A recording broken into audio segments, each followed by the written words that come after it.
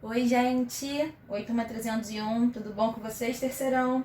Aqui é a Rafaela, professora de Sociologia, e na aula de hoje nós daremos continuidade aos nossos estudos do capítulo 1. O conteúdo vocês podem encontrar na apostila, na página 2. Como vocês já sabem, o capítulo 1 ele tem como tema os novos pensamentos da sociedade, certo? Na última aula nós demos início aos nossos estudos, nos aprofundamos, em entender o que é a sociologia enquanto ciência, a essência da sociologia, como ela surgiu, em que contexto ela surge. Vimos que ela é uma ciência, que tenta dar respostas a uma série de questões sociais impostas, por um grande período de mudanças sociais, na qual principalmente a Europa estava passando. Nós vimos as causas das grandes transformações, nós pontuamos, por exemplo, a importância da Revolução Industrial, vimos também a expansão marítima, o comércio ultramarino, a formação dos estados nacionais, falamos rapidamente sobre a Reforma Protestante e o desenvolvimento científico-tecnológico, causando um desenvolvimento, uma mudança social que a sociologia ela vem para ajudar a entender, a explicar. Falamos também do desenvolvimento da economia monetária e do nascimento do Estado moderno. Na aula de hoje, nós vamos nos aprofundar na Reforma Protestante, beleza? A Reforma Protestante ela ocorreu no século XVI, certo? Exatamente nesse contexto de grandes transformações sociais, políticas, econômicas, culturais, pelo qual a Europa estava passando, certo? A gente estava nessa Europa tendo as atividades comerciais se desenvolvendo e, consequentemente, estavam surgindo o quê? Novos interesses, novas questões políticas, certo? Então, o que vai acontecer? A Reforma Protestante, galera, ela é tida como um movimento reformista. Ela foi iniciada pelo Martinho Lutero, que escreve um documento que ele é conhecido como 95 Teses. Nesse documento, o Lutero ele registra a sua insatisfação com algumas práticas e alguns princípios praticados pela Igreja Católica, certo? Os protestantes eles valorizavam o indivíduo e permitiam a livre leitura das escrituras sagradas. Dessa maneira, estava firmado o confronto com o monopólio do clero, já que só o clero que tinha acesso ao teor das escrituras sagradas, certo? A Reforma Protestante foi exatamente um movimento que entra em conflito com a autoridade do Papa e a estrutura da Igreja Católica. Em vários lugares do mundo ocidental, muitos cristãos passaram a ler e a interpretar as escrituras sagradas, ou seja, passaram a ter um relacionamento direto com Deus, sem a necessidade de nenhuma intermediação ali, de nenhum ministro, de ninguém da Igreja Católica.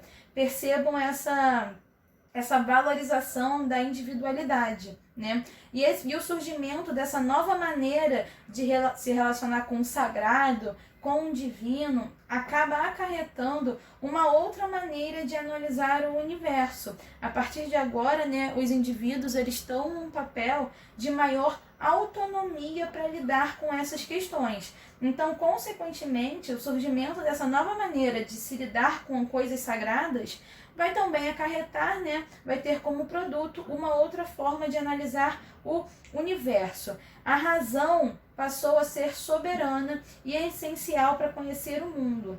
Os homens, os indivíduos, deveriam ser livres para julgar, avaliar, pensar e emitir opiniões sem precisar se submeter a ninguém.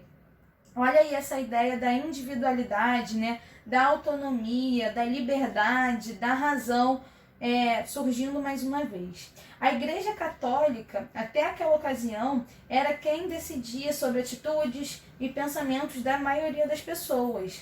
Essa mudança foi lenta, não ocorre assim de uma hora para outra, do século XV até o século XVII, e sempre enfrentou embate contra os princípios e autoridades da Igreja Católica, que vai usar os tribunais da Inquisição para intimidar e punir alguns líderes dessa mudança. Nós vamos ver mais à frente o que foram esses tribunais da Inquisição. Tá bom, galera? Quem foram os principais líderes da mudança? Essa nova forma de conhecer a natureza, de conhecer a sociedade, em que a experimentação e a observação, elas tinham um papel fundamental e era exatamente representado pelo pensamento, a gente vai ter obra de diversos autores se destacando. Vocês vão perceber, galera, que diversos desses nomes vocês já escutaram mais de uma vez em áreas diferentes do conhecimento. Nós podemos destacar, por exemplo, o Nicolau Maquiavel, o Nicolau Copérnico, o Galileu Galilei, o Thomas Hobbes, o Francis Bacon, o René Descartes, enfim, outros pensadores que também fizeram, né, suas contribuições com seus conhecimentos, foram, por exemplo, também o John Locke, né, que ele propunha novos princípios para a compreensão da razão humana, e o Isaac Newton. O Newton, né, famoso, ele vem e estabelece um novo fundamento para o estudo da natureza. A gente também, né, vai estudar a ideia da hegemonia burguesa. Não sei se vocês estão acostumados com esses termos, né, galera? Hegemonia, ela significa uma supremacia, uma liderança, uma influência preponderante. E a burguesia, essa sim eu sei que você já tem contato com esse tema, né? Ela representa ali uma classe social com poder aquisitivo maior. Se a gente for ver por uma interpretação marxista, a burguesia é representada exatamente pela figura do patrão, né? E quando a gente fala dessa hegemonia burguesa aqui, a gente vai ver, né, que as ligações econômicas mantidas com os monarcas criou na Europa, ali no século XVIII, uma burguesia comercial, certo? Constituídas por comerciantes e banqueiros. Eram eles que sustentavam o comércio entre os países europeus e estendiam seus negócios a todos os pontos do planeta, comprando e vendendo produtos, né, mercadorias, tornando o mundo cada vez mais europeizado. Ou seja, esse crescimento, essa ampliação da atividade comercial vai fazer com que a presença europeia nos lugares mais diversos do mundo seja cada vez maior, seja cada vez mais crescente, né? Como uma consequência disso tudo, a gente vai perceber que se organizava a produção manufatureira, certo? A compra de matérias-primas e a organização da produção por meio do trabalho domiciliar ou do trabalho em pequenas oficinas levavam ao desenvolvimento de um novo processo produtivo que era diferente do processo artesanal e das corporações de ofício existentes até aqueles dias. Ou seja, a gente está vendo, né, um desenvolvimento de uma atividade nova. Como consequência do desenvolvimento da manufatura, houve o quê? O aperfeiçoamento das técnicas de produção e o objetivo passou a ser produzir mais, com qualidade melhor e com menos gente. Lembrem-se, gente, que nós vivemos num mundo capitalista. E no capitalismo, o nosso objetivo vai ser sempre o quê? O lucro. Então, a partir do momento que você produz mais, com a qualidade melhor, com menos gente, consequentemente vai ter um aumento significativo dos lucros dos empresários. Beleza, galera? A gente fica hoje por aqui para poder fixar os conteúdos vistos na aula de hoje. Vamos fazer o questionário número 2, questões de 1 a 23, e também vamos ter a atividade devolutiva número 2.